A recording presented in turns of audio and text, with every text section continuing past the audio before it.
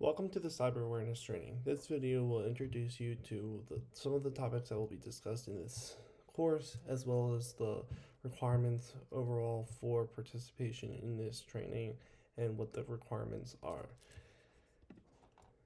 So first of all, we're going to go through the outline, which the first part of this is going to be who the training is for, what are the course completion requirements for this training and for the Cyber Awareness Training, and then kind of giving a brief overview of the course and what it is and the purpose of it. And then again going into why is this training important, like what purpose does this serve, should people take this. And finally, in this video we're going to discuss the consequences for failure to complete this course in the required time frame. So first of all, this student is for anyone who's affiliated with the university. So this could be people such as full-time students, part-time students, faculty, staff, administration. Again, like that could be also part-time staff as well, not just full-time staff. So it's really anyone who's affiliated with the school. So when are you required to complete this training? So this training, you're required to complete it within 1 week of your start date if you're faculty or staff, or within 1 month of the semester that you start as a student. So this gives time for you to complete it. And then in addition to the initial training due date, all individuals will need to complete this training annually by the start of the semester. So this gives plenty of time for people to complete it, and this we'll get into what this training is all about and why you're expected, or not you're expected, but you're required to complete this course annually.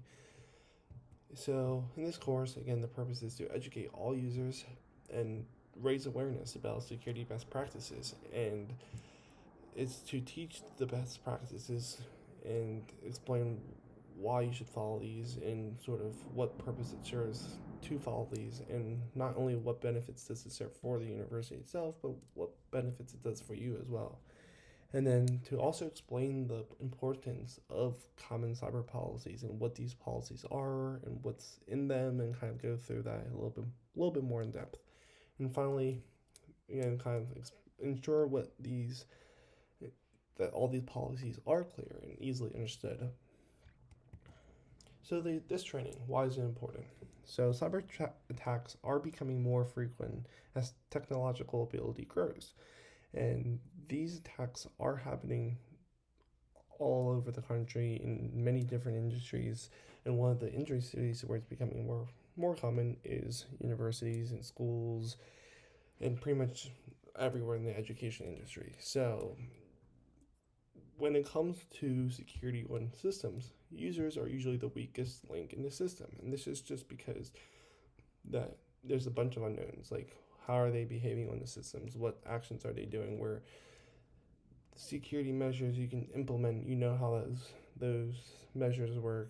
So the hardest part is dealing with the humans and involving the users to make sure that they're following best practices to help keep these systems secure.